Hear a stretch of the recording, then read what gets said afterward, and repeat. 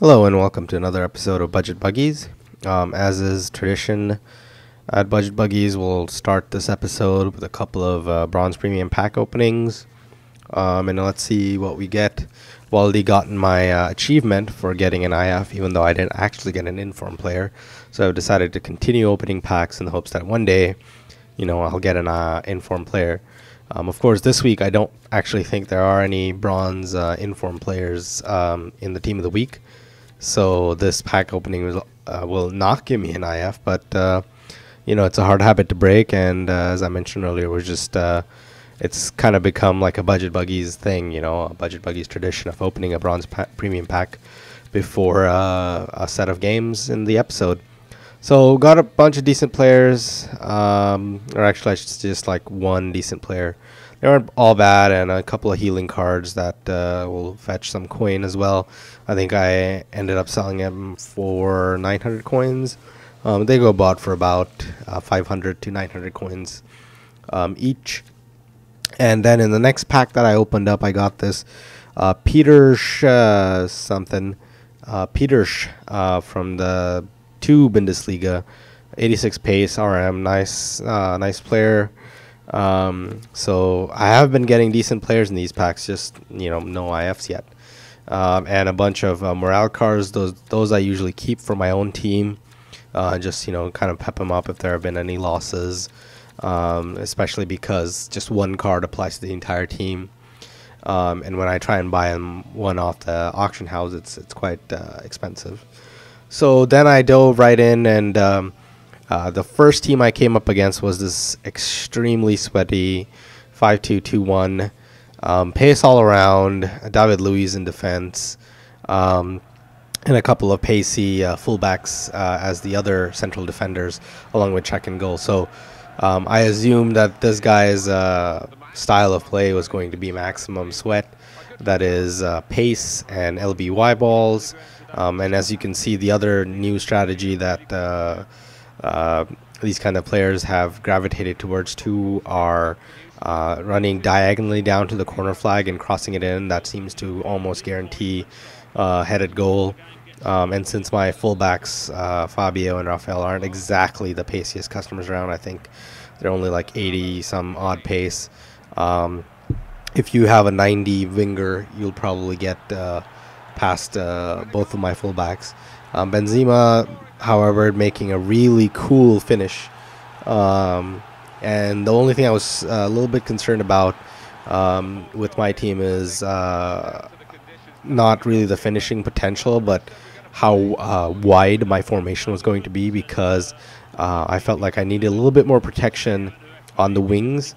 Since 5-2-2-1, he'd have 2 wingers tucked in and then the fullbacks bombing up and down the flank. And so that was something I needed to protect against. And, you will see shortly that I am going to need that kind of protection. Here, that was kind of a good through ball, but it was a little bit too late. If I had just given that through ball a little bit earlier, I might have gone through. So as you can see, his team is extremely wide with his fullbacks pushing up as wingbacks, actually, and his the 2 wingers that are tucked in also help to provide a decent amount of width. And in the early opening minutes of this game, I wasn't having a ton of problems, but as you can see right here, he's able to just kind of knock it around, and he's trying to get the ball to the winger, essentially, so that he can make that run and cross it in. So I was trying to make sure that I create enough space against this player.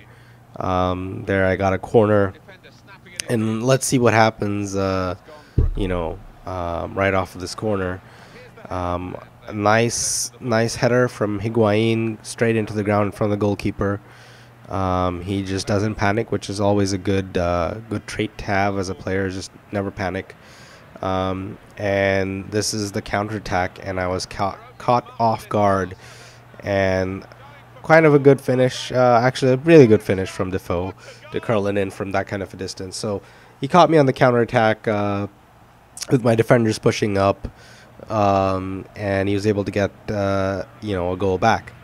And then right after, a little bit after that, this is the tactic I was talking about. Take bail, just sprint around my fullbacks so you avoid having to go up against the central defenders, and then just kind of cross it in from inside the box, and that's almost a guaranteed goal.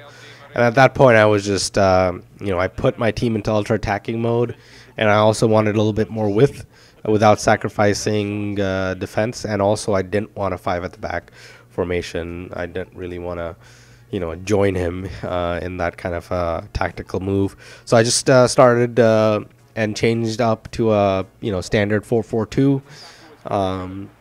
That would give me a little bit more protection, and I was able to then use the width to my advantage when having 2 strikers up front. And Higuain, great headed goal there. And the difference in that goal is I'm actually outside the box when I cross it in, but goal is a goal. And then this goal from Luis Pereira is fantastic. I was extremely pleased, and the only reason he was there in that box is because of the ultra attacking tactic that was set. So I had a bunch of bodies in the box. That's basically what made that goal possible, and that's how the match ended, actually, at 3-2. So I was quite glad that I was able to beat the 5-2, 5 at the back formation with a modified 4-4-2. Then I went straight into another game. Came across this Brazil side, 4-1-2-1-2. Pretty pacey customers, and just a random Zarate up top there as the left striker. So I wasn't sure what to expect, but I knew that this player would be extremely pacey. And he had a lot of good players, especially Roberto Carlos. He's a fantastic central defensive midfielder, and so I knew I had to be, on guard. Here's the side here. Naldo in defense is quite good as well. Fabian Rafael, of course, my favorite fullbacks from Manchester United. So I decided to, kind of see if I could keep the ball with my United team. Luckily for me, he ended up being a fantastic defender.